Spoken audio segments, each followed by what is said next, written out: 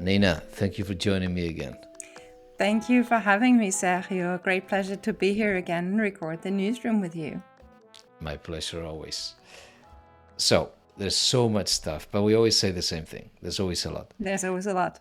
Yes, but this time we have a record fine. So I'll let you introduce what it is about. Yeah, the record fine by the Irish DPA fining 1.2 billion euros to Meta for its inability to comply with the Schrems 2 CJEU doctrine that says that data may not be transferred to personal data may not be transferred to the US.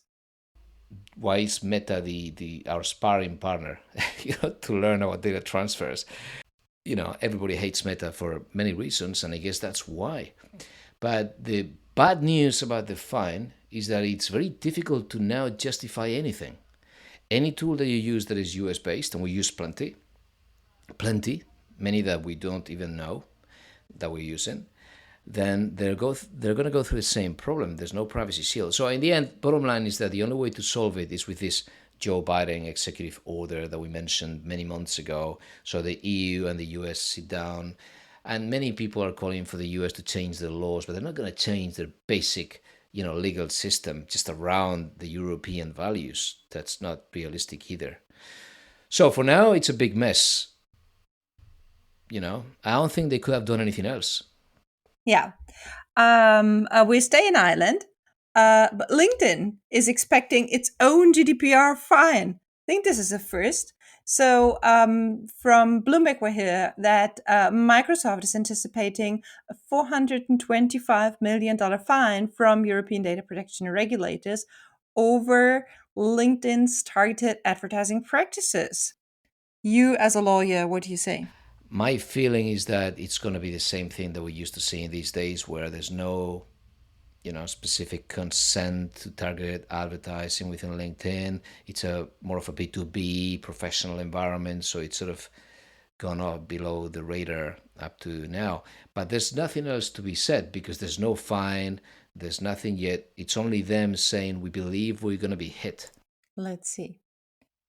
Do you want to take the next one? Yeah, this one is about not about Facebook or Meta per se, but about websites using the tools that Facebook gives you to sell more, to measure the performance of your campaigns, and even to log people into your website without much hassle.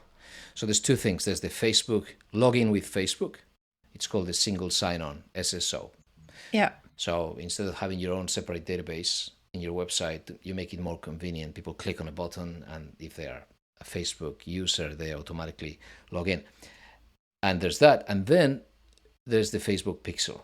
So you add the tag, line of code, right, to your website, and then you can measure certain things about people that visit your website once they're logged on into the platform. But at the same time, when you do that, and you can measure the performance of campaigns and so on through things like these pixels. The problem is there's two separate things. One of them is when you let people log in with Facebook is sending data to you, to the website owner. So as a user, if I agree to log in, I am asking Facebook to share certain basic details about my identity with the website, right? So it's traveling like that from Facebook, from Meta to the website. But the Facebook pixel it works the other way around. It adds an event, whatever I'm reading, the context, behavior, whatever I do, it adds it to the profile that Facebook already has of me as a user. So I get into your website, which is selling shoes or whatever, and then you are enriching everybody's profile in the Facebook platform. So data travels the other way around from the website to Meta. And this is Max Schrems, again, Max Schrems, he filed 101 complaints because of, as you know, Google Analytics, but also because of the use of the Facebook pixel. This is one of the 101, so it's in Austria. And the Austrian agency said that he's right and that the website is sending data over to Facebook, and as a result, this is where it found the problem, it is sending data over to the US in a post-Schrems 2 world. and that was a problem. But funny enough, the DPA there did not find Meta to be a data controller. It found it to be only a processor. So the only culprit in this relationship is the website, not Meta. The website should remove the pixel and stop sending data over to the US, because there's no way to make that, legal as of Yeah, now. which is, in my opinion, not right. Meta is just as much the culprit here.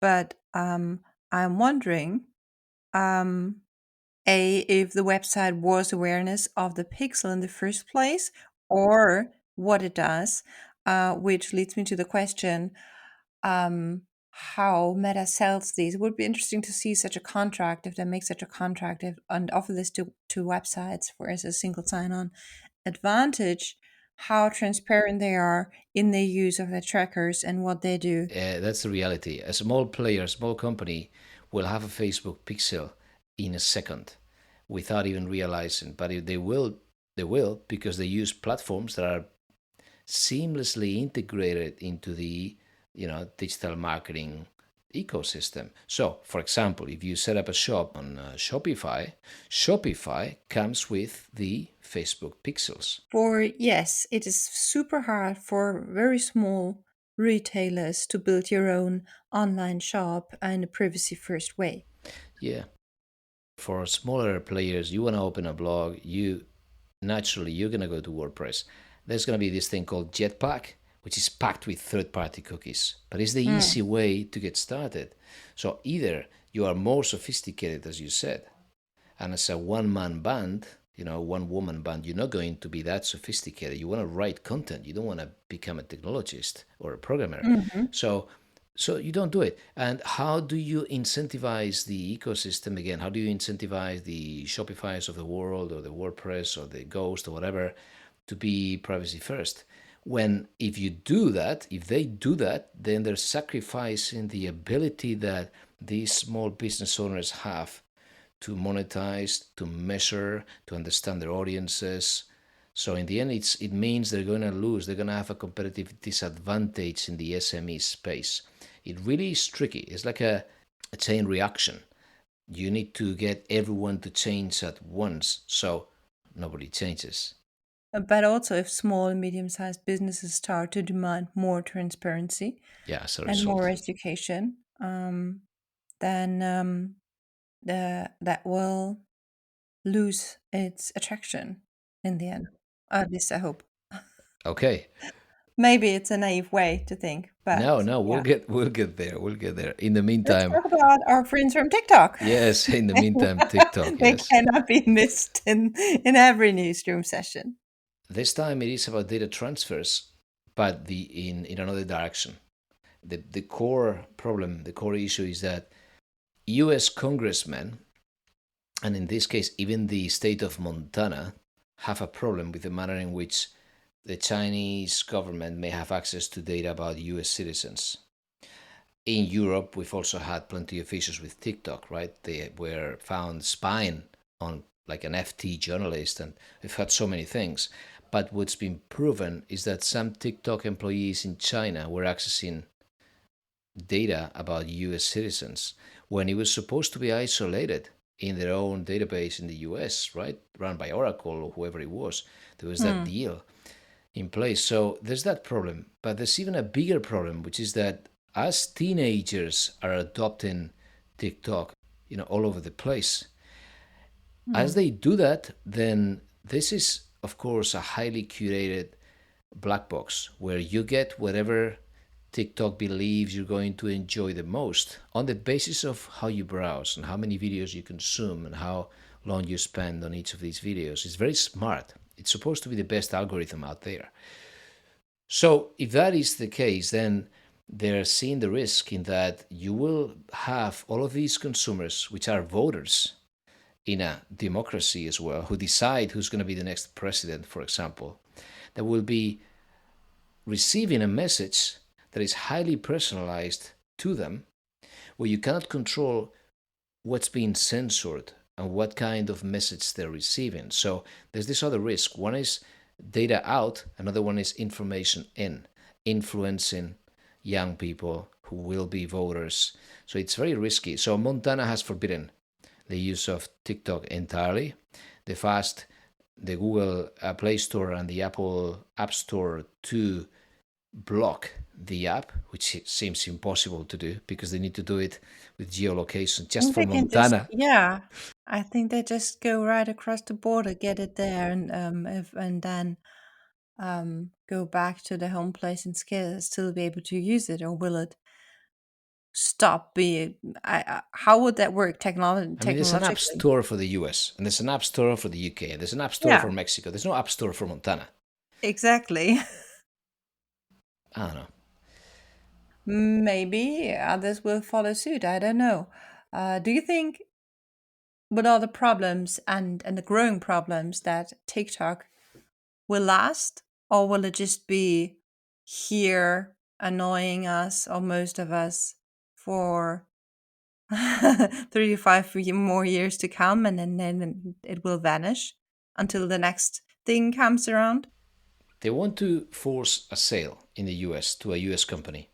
That's what Hmm. they want to do. And it seems like Europe won't have much of a say in that because that was very close to happening, right? With Trump, with Microsoft very close to buying it, Oracle there were all these people discussing, let's buy the US, the US business of ByteDance, which is the parent company.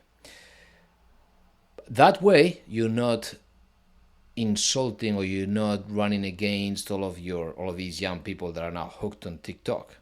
It will be highly unpopular to just close it for business. But if you force a sale, users stay on the platform, but you make sure that the platform doesn't report eventually to a Chinese government. Some people don't have that much of a paranoia with it being in China. But in this current scenario where things are getting hostile between China and the US, it looks like it could be forbidden at some point. And in Europe, we've got the usual things, but I don't think it's going to be forbidden in Europe. Well, look, they're not the only ones with problems. Twitter. No, Twitter Twitter. also has problems. Twitter has lots of problems. Twitter Um, is always the same. So Twitter, they withdrew from that. What is that, like a code of conduct, a voluntary code of conduct, and they said, well, we're dropping out of this. And then Breton, the EU commissioner, he went on Twitter itself, I believe he was on Twitter itself, and said, you can run, but you cannot hide, or something like this. And basically saying that if you do not have a way to control fake news and all of these things, all of these issues, then you need to be careful because you are subject, you are a large platform or a very large platform in the sense of the DSA, Digital Services Act, very large online platform. And that means that by August 25th, if I remember well, so it's 4 months from the day that they were identified as a very large platform, they need to make sure they have a way to deal with complaints about fake news and whatnot. So now they're going to be subject to a stress test. In essence, that's the bottom line. The EU Commission is offering them a prior test to see whether they would survive once the DSA is in place and it's fully enforced. And that's where they are. yeah. Um, let's see how this goes. I cannot really say a lot about it other than I find it's quite shameful about what happened to Twitter ever since it was taken over by Musk. It just went down. Like I don't even use it as much anymore, mainly because I got lots of crap in my There's timeline, much more and rubbish now, that's for sure. totally right. Yeah. To me, it almost feels like um, destroying a good social media platform, or a fairly working one, um, at will, random. Yeah, the reality is that the business was never good, right? It was always a mess.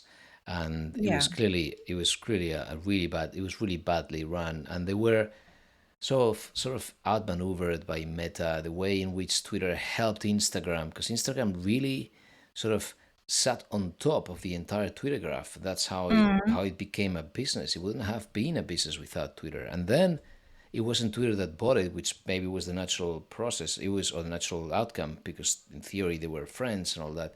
But in the end, it was Meta that bought Instagram, sort of capitalizing on the original Twitter graph plus the one they already had, which is the Facebook graph, in terms of a social graph. And the proof that that is super valuable even today is that for all the Mastodon and all the alternatives to Twitter that we have and all the mess that it is, I still find it very useful. Twitter, with all the mess that it is, with the crappy feed that it's become, still the graph is so useful. Once you know you've got all of these people that you follow and that you trust, you know, that you know they're going to have this criterion, a good criterion in certain areas. Replicating that and taking that away somewhere else is super hard. And that the proof is Mastodon. You get a feed, it is interesting, but you're never going to be able to replicate the exact graph. So everyone is stuck in Twitter pushing our Mastodon usernames, and yet nobody dares leaving the Twitter feed. Yeah, it's true. Um, let's move on. Yeah. Yeah. Google. Yeah, what happened? Oh, yeah, that was the one with the Gnil. So, yes, with CNIL. Yeah, Exactly. The e-privacy fine and the reCAPTCHA. Do you want to tell us what happened? yeah. So this is about reCAPTCHA, and reCAPTCHA is something we haven't come across yet, but it is a Google tool that is very easy to deploy. It's as we were saying, if you do not have many technical resources, you just use this one tool, and you see it all over. Are you a robot? That's reCAPTCHA. So there was a fine in France for using reCAPTCHA, and that was it was Cityscoot that got that fine, and this fine was under e-privacy. So again, like the cookie law, but as you know, it doesn't only apply to cookies but also local storage.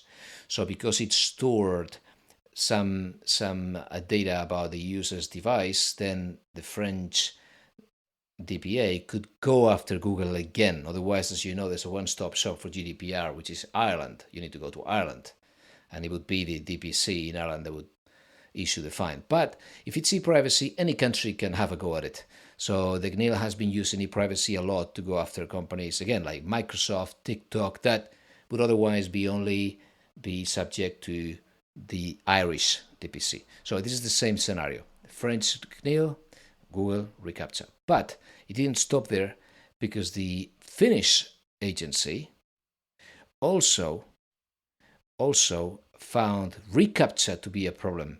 The difference is that in Finland, it wasn't because of e-privacy, but it was because of the manner in which reCAPTCHA is sending data over to the US in a post-Schrems 2 scenario. So the same tool in France, e-privacy; in Finland, GDPR, data transfer. In the case of it's called the Finnish Meteorological Institute. That's the institution that received sort of the slap on the wrist. The Finnish Meteorological Institute was asked to disable the tool, and this was also applicable to Google Analytics. So the agency in Finland said disable Google Analytics, disable reCAPTCHA, both send data over to the US, and please remove all of the historical data that you've been gathering so far. That was it. Yeah. Do you notice a pattern? Like we talked about, we talked about Twitter, or we talked about TikTok, we talked about Microsoft and LinkedIn, and of course Meta and Facebook We repeat ourselves all the time. several times. Uh, and in most cases, we were talking about law enforcement because of unlawful transferring of European personal data to the US. So this is beginning to gain some traction, which makes me hopeful that it won't be such a big problem in the very near future. Yep. Then another CNIL finding Doctissimo because they used advertising cookies Yes. even after people used reject all, which is a huge problem. I mean, you have to trust reject all, yeah, that your choices are being respected, which is a direct breach of GDPR in the first place, right? And also reminds me of what I see more and more often since the last time we talked about is this continue without accepting. I still haven't figured out what that really means. And I still feel like I am being tracked nevertheless. I don't accept, but we track you nevertheless. Yeah, yeah. Yes, it's not an active rejection that I do. I can only say continue without accepting. Do you any more about this? The good news is you can audit it. Now you can see, Yeah. and we've been releasing some tools as well, and there's a million tools out there, but we've been trying to go beyond to know, who even I believe Alex Changer had their own sort of CMP scoring system. There's plenty of work now done behind auditing CMPs, but that's something that as a DPO you probably want to do. You have a CMP in place, and yes, you get help from the CMPs, like One Trust and whatever. They will always help you deploying it. But in the end, the website and every one of these departments in the company that are sticking their hands into the code to deploy new tools, testing, personalization, analytics, advertising, it's so dynamic, it's very hard to keep track. So to know that you do not have some embedded data processors or some third-party calls that are not respecting the choices, it takes some proactivity. Hmm. So this is an example, and this is something that happened. The yeah, Doctissimo here. So I'm asking you, do you want cookies? You say reject all, and I still serve you two advertising cookies. So that's 100K in this case. Hmm. And then they also got another 280K, as you said. So the total was 380K. And that was because they were also collecting its health data, and they were not, they didn't have the proper safeguards in place. So there's a GDPR side to it, and there's an e-privacy side to it, which is the cookie side. Hmm.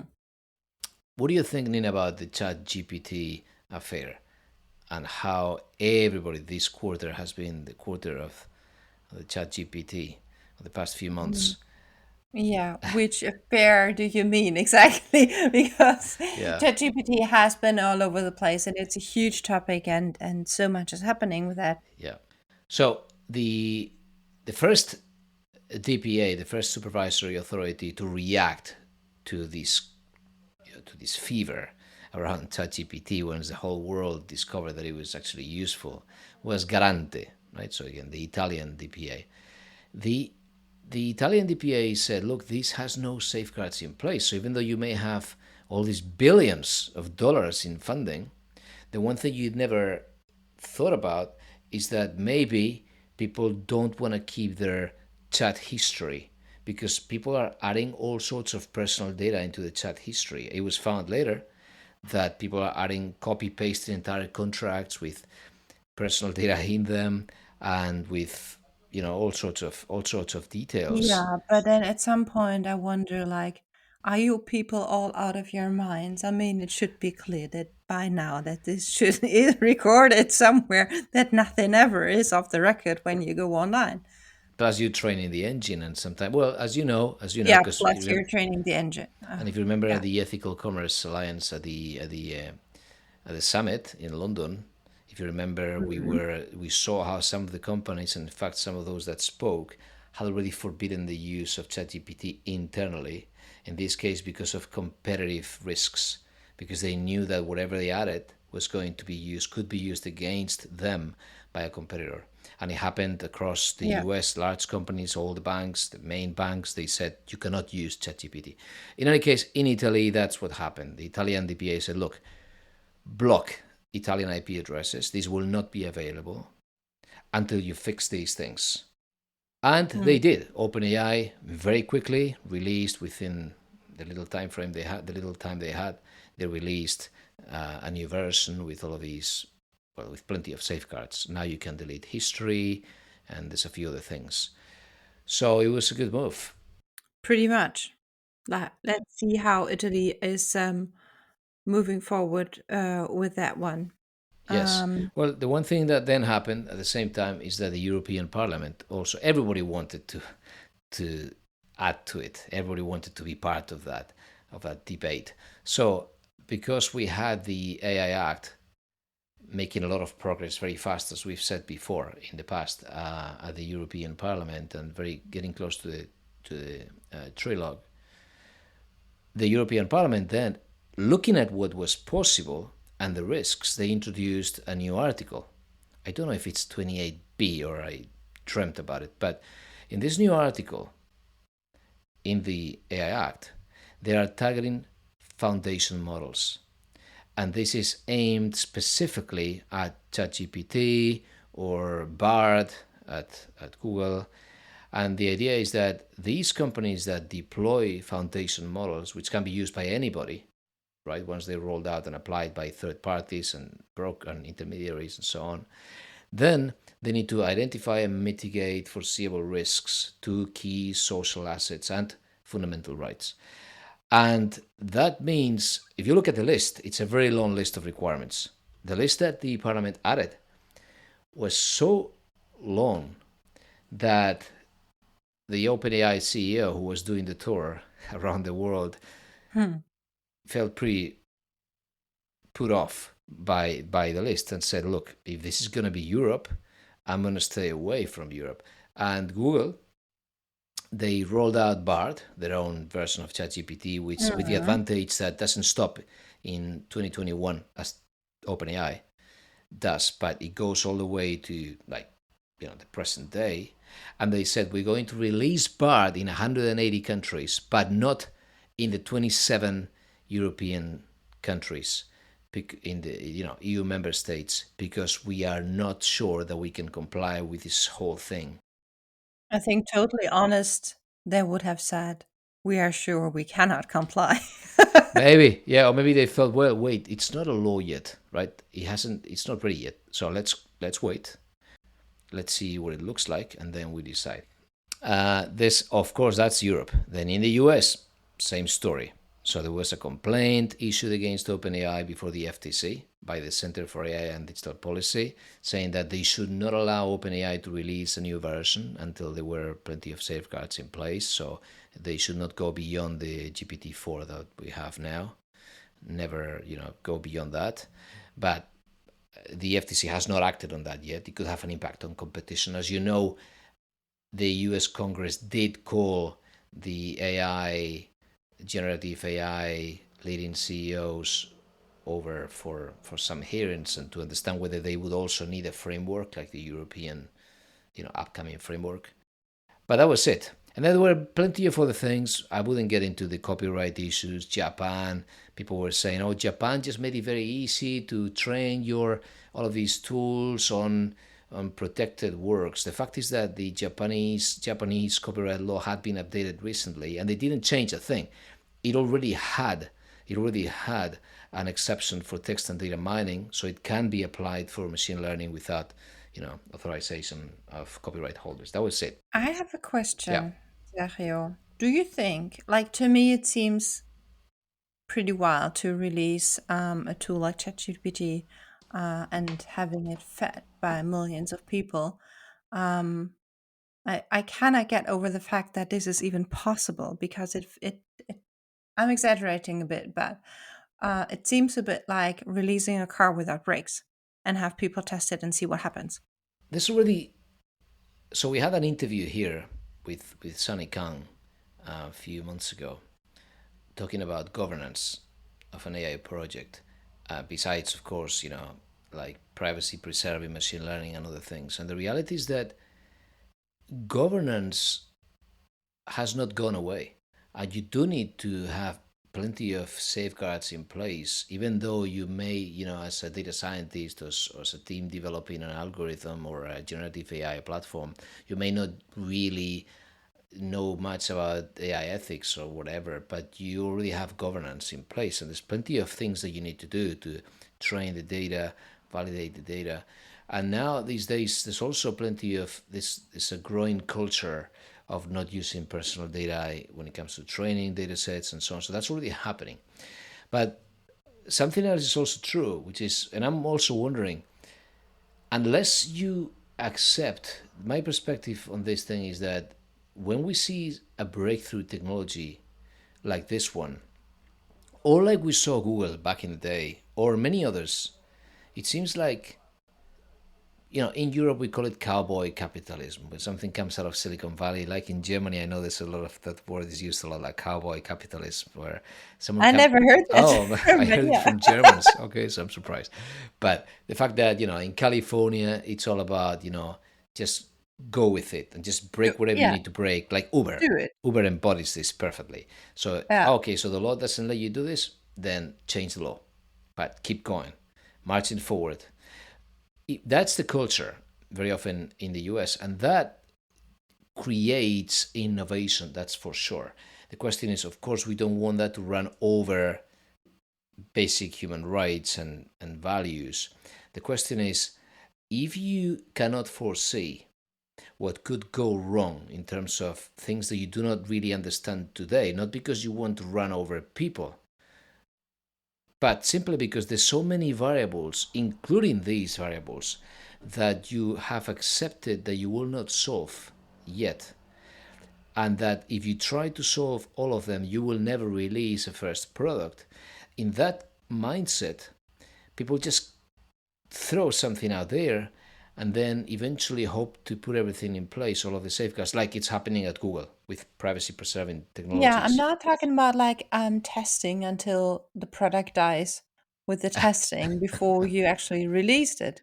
No, but to have some certain privacy, human-centric standards in Yeah, place that need to be assessed and or release it in a certain testing environment, inviting specific groups who are testing it out on a very limited number of people and not training anything out in the open. Um, without knowing what is going to happen. I agree. I think that's the trend. I believe we're going in that direction. Even in the US, I really think we're going in the right direction. I'm very positive about that. Yeah. I mean, I remain optimistic. That's my point. Yeah. Let's move on. Yes. Spain's DPO published some guidelines on the accuracy principle as it applies to AI. Yes. Yeah. Same thing. Um, Adding some what value. happens there? Yeah, suitable safeguards to prevent inaccuracy and protect from the impact of inaccurate input, the data. So it must be by design, but I think it should even be, they should take it one step further by default. One thing I appreciate is that they were not all trying to do the same thing, but they looked at what the other agencies were doing and thought, okay, this has not been done.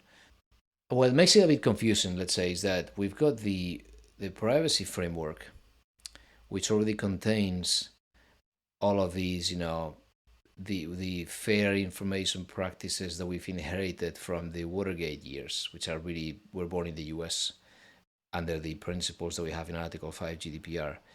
And now we look at AI, and the principles for governance are very similar, which means that it is sort of the DPO and privacy professional that is naturally better suited to deal with AI issues, even though they go far beyond privacy. So when we have the Spanish DPA stepping into providing guidelines that cover AI instead of just privacy, we start to see how they're claiming new territory, and that's where it's interesting to me. The French DPA, they said, okay, now we're going to release these guidelines for AI as well. We're going to study AI. It's like this is my territory, even though AI has these new agencies. If you look at the AI Act, it's in the code. It's there in the draft that you're gonna have a national agency to supervise AI. In Spain, there's already one. It's been allocated to a specific city and so on. So there's going to be an agency. The Spanish, the director of the agency was saying, "Oh, we'll have to coordinate. Nobody called us. We need to work together." But in the meantime, the French agency, the Spanish one, they are, I believe practically everyone is thinking, oh, it's going to be privacy professionals that will take on the job of risk assessment and dealing with AI. So the natural place for this thing today is us, because we are used to this risk-based approach. So in the same manner as we had privacy by default and privacy by design, now we'll have all of these basic principles applied to AI by default, by design, Yeah, for sure. Um, Okay, so moving to the FTC and these things they've been doing, they've been super active, really active. So they've gone after all of these services that are collecting data and using it for digital marketing purposes. We've never seen this before. Well, of course, we saw it like a few months ago, but it's all happening very quickly. So we saw BetterHelp, which is like mental health as an app or a website. The common thread here is that they're always dealing with sensitive data. There's BetterHelp. There is Premom, which is an ovulation tracking app, and then so that's all health data. And then there is the Edmodo, which is an education app which is aimed at children. So again, very delicate, children and health. And the data that they were collecting was being shared with like Facebook for lookalikes, trying to find new customers on the basis of the customers they already had. So the FTC approached them and said, look, you're telling people that they should trust you with the data, that you really believe in protecting their privacy, like you've gone that far to tell them that you are extra careful. And now you've used that data to find more customers with those, with the data that you had about your customers, which is also not just any data, it's behavioral data, but it happens to be collected in the context of, mental health and again, ovulation tracking. So it's been issuing a number of fines, and we've added them in there to the list in case someone wants to go through them. yeah, and then we can share them. We will for sure do a repost from ECA, and then we can share it there as well. Good. Something that is interesting to jump to another chapter into sort of the Yes. ad tech, martech, is that something that is interesting is that the mobile apps, they keep embedding code and calls to third-party suppliers that sometimes we ignore, as even as DPOs, chief privacy officers, they may be auditing their vendors, but they don't realize that their apps are making calls to all of these third parties. This was the case here as well. So the FTC was issuing fines to these apps, and they would have something like the apps flyer call within their app. And now this has changed. So up to now, it was very hard to audit and to scrutinize. But something that also happened very recently is that both the Google, so Android App Store, and the Apple iOS Store are making it very hard to hide calls to unknown third-party servers in the context of advertising or personalizing or whatever, because now they're dealing with what's called SDKs. And an SDK, software development kit, is it's a feature, a functionality that someone is developing for others, so that you as a publisher of your app, your game, whatever it is the tool that you are developing as an app, you embed the SDK in the app, and now thanks to the SDK you can measure the audience, you can do campaigns and so on. At this point now, Apple released these changes in our iOS 17 where they will be auditing the SDKs that you embed separate from your app, so that they can build a diagnostic, what they call this nutrition label, privacy nutrition label, where you can see which data it's collecting about you in the app. But they build it by putting together what they call a privacy manifest. Here's another word taken from all of these SDKs. So the bottom line is that if you look at it, the law is coming from one angle. So you've got the enforcer, the FTC, right? The CNIL in Europe, right, through privacy, and at the same time technology. So the players, the oligopoly, to put it like that, in the app world, which is in the end Apple and Google, they're also being even more efficient than the enforcer. because now they're going to make it impossible or very, very hard to send data over to third parties unless people know or consent or whatever. That's Which new. is a great leap forward, and and a very good example of what can happen if you work together with the industry and if you make advancements and meet people that pursue um, certain and better protective standards in security and keeping everyone safe. I'm not saying like this is the end and this is the perfect solution, because what does Apple do to that data? They collect it still, and make use of that. But it's a step in a direction, and especially when it comes to um, app development and app tracking in the US, this is a very sensitive issue. If you think of the Roe v. Wade overturn, Yes. when you're back there, it I think has become then so easy to criminalize individuals by combining the location data with the apps they use, menstruation apps, ovulation apps, um, and uh, Yep. and then track their movements. Yeah, Google has reacted to that, by the way. And now they've done one thing, which is that they kill your your location history. They kill anything that they see looks like a healthcare facility. They remove it from your location history, even if you have not disabled your location history, just in case after Roe v. Wade. They've just done that out of their own initiative.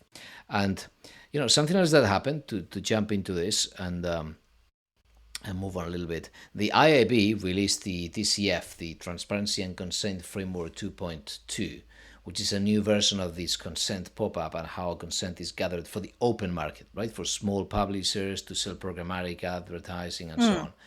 on. And this new version finally removed the selectors, the